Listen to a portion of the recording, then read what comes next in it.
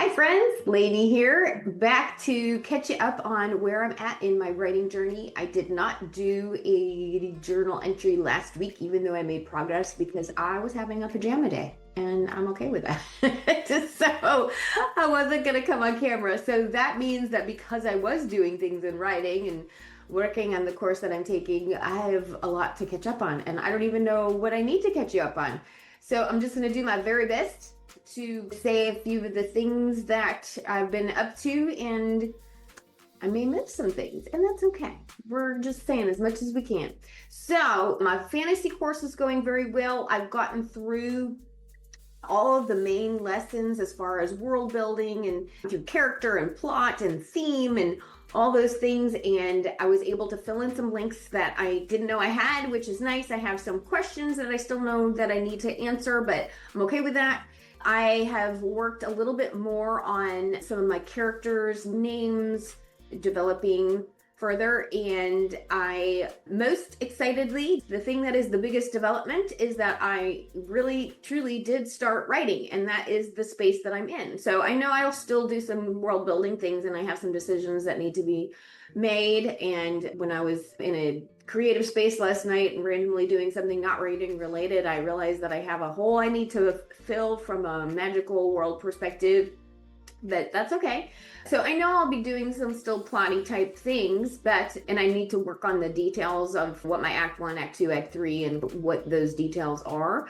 But I am writing. So that's fun. So I have my very first scene and my second scene, and they are connected.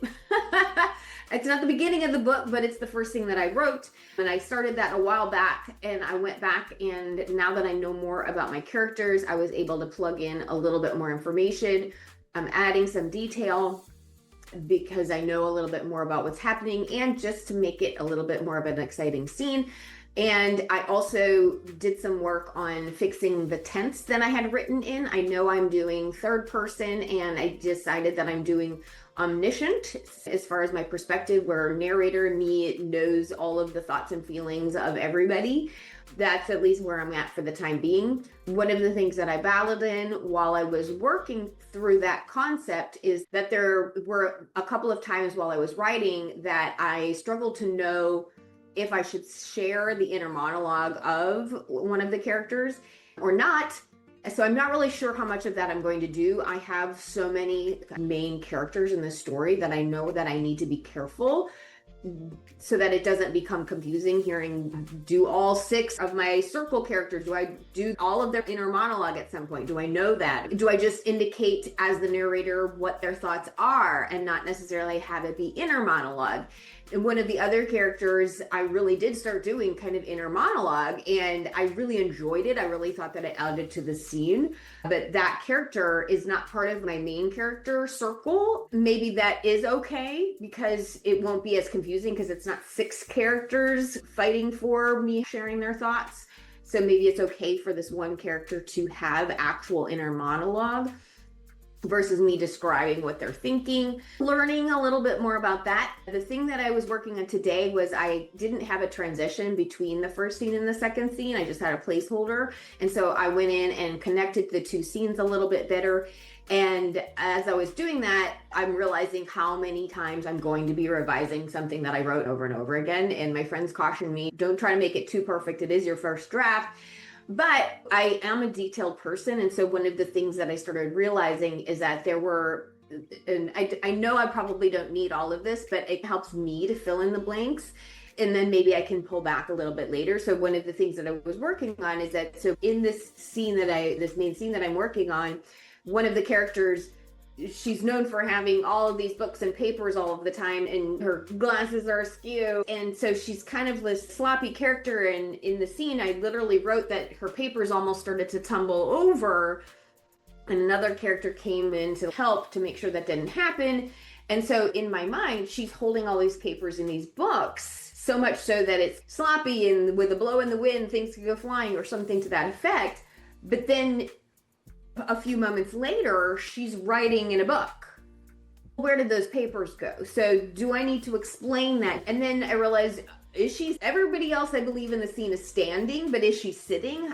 Because she has all of these papers, How did she pull out the one book she needed and the pen, and then now is she balancing the book on the top of the papers? Where are the papers? Are the papers okay? Did she put them down? Is she sitting? How is she writing if she's standing, but also has all these papers? And so it's like I need to explain this at least to myself so that I can put enough detail in that somebody else doesn't get stuck on this. But nobody cares that much. It just has to make sense. Now I know why we're revising scenes all of the time, because we might put too much, we might not have enough. We don't want to have the reader stuck on the wrong thing because something maybe doesn't make sense logistically. But I also want to be able to move on. I don't want to only have this scene and the next scene and that's all I have. I'm going to have to move on at some point. That little new lesson that I'm learning, I'm going to have to find a balance with the details. And I can't make one scene so big when it's only one scene. Granted, this is like the trigger scene. It is the most important scene in the book, essentially. But I still can't make it a third of the book or whatever, because I have to just keep adding unnecessary details for my own brain's sake. But it is fun to actually be in the writing. The second scene that I wrote is very dialogue heavy, and it is two children, and I had so much fun writing it. I think it's a delightful scene. I don't know if it'll remain the way that it is, but I really enjoyed writing it. And I know that dialogue is sometimes very scary for writers. So I was very happy that it seemed to be something that I wasn't feeling like a failure on. I didn't constantly say, she said, he said, she said, he said. It wasn't like that. I was able to do tags and not tags very naturally and explain kind of the details of what is happening in the scene, what they're doing with their hands and things like that to make it feel like a realistic conversation. And so I really was happy that I was able to do that very well, and it was very enjoyable for me. So hopefully that's a good sign. It was a thing that I worked on that made me feel like a writer, because it just came out. I could picture the scene happening and it was coming down on paper, and I thought it turned out really well. Again, it might not be in the book. It might not be as good as I think, but I really enjoyed it and it felt really good, and I'm excited for that alone.